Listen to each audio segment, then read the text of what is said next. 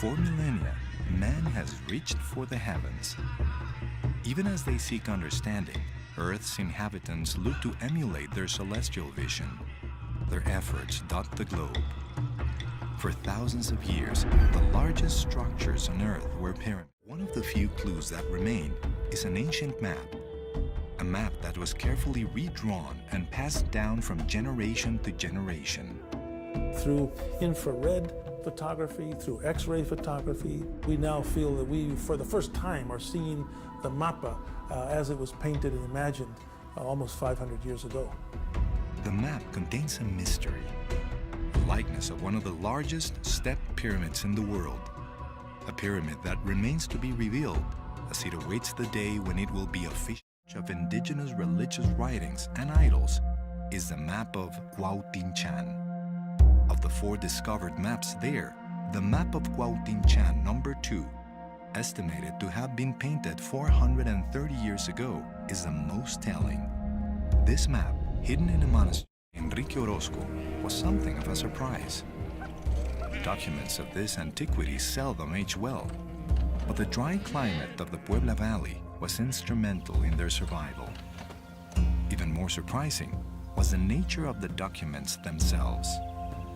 The conquest of Mexico by Spanish conquistadores left few cultural iconographic materials. Discovery of suspicious documents could lead to severe punishments and certain destruction of the documents.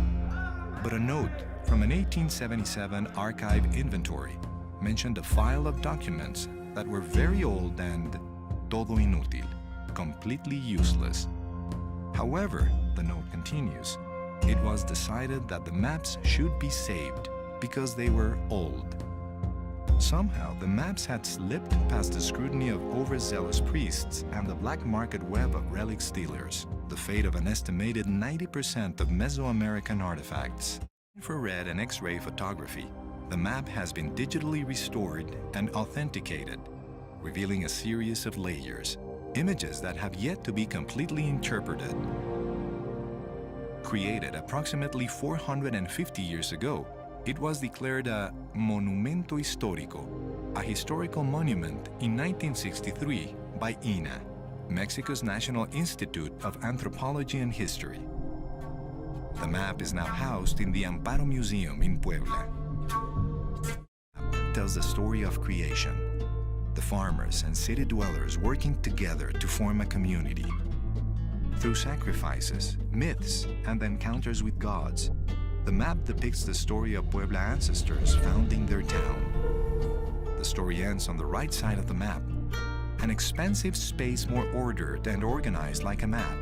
And then it enters the Valley of Puebla, and we actually see the valley laid out.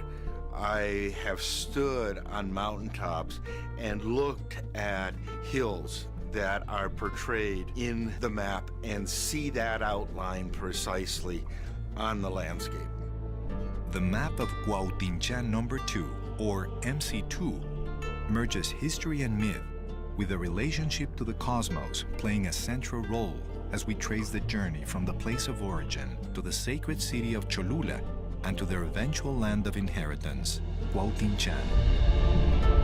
As they studied the rising sun, 2 days became very important to them. In this valley, the natives performed a ritual called the Fuego Nuevo, or New Fire. This fire drill ceremony signaled a new beginning. With this ritual, they observed that the sun once again began to move northward. The chroniclers tell us that the Aztecs threw out all of their mats, broke all of their plates, did what we like to do on New Year's Eve, make a resolution, start a new beginning. Very, very important in connection with that, and so is Orion's Belt, because it's the drill, it's the celestial representation. Representing a cave on the east side of Teotón, the likes of which has awakened interest in many researchers trying to discover what it is. But it is possible, being that it was a place of worship and a sacred place pre-Hispanically, and that being said, it is not extraordinary that a cave exists on the inside. This symbol of the stepped glyph or stepped fret is really ancient and probably refers to a hill, mountain, or a pyramid, which is also represented in the same way. Pyramids are supposed to represent the sacred mountain, and sacred mountains have caves in them because that's sacred space, and so that represents the ideal cosmogram. The map of Cuautinchan shows the hill Teoton to be a stepped pyramid, below which lies sacred space. The map contains images both real and imagined, and yet some claim the map can be read as a map. The map then becomes a mystery in itself. Why would the ancient cartographers not include the lava flow that was present when they inhabited the region? Were they merely true to the original map? Or were there elements in the original of such a sacred nature that they needed to remain intact, even though the landscape had changed? A second possibility is simpler and astonishing to contemplate. Is it possible that the map is a copy of a work that was created over 2,000 years ago? Created at a time before the lava scorched the earth, sky? And what more can we learn from the map of Cuautinchan number 2? The only certainty is that the end of the story is yet to be revealed.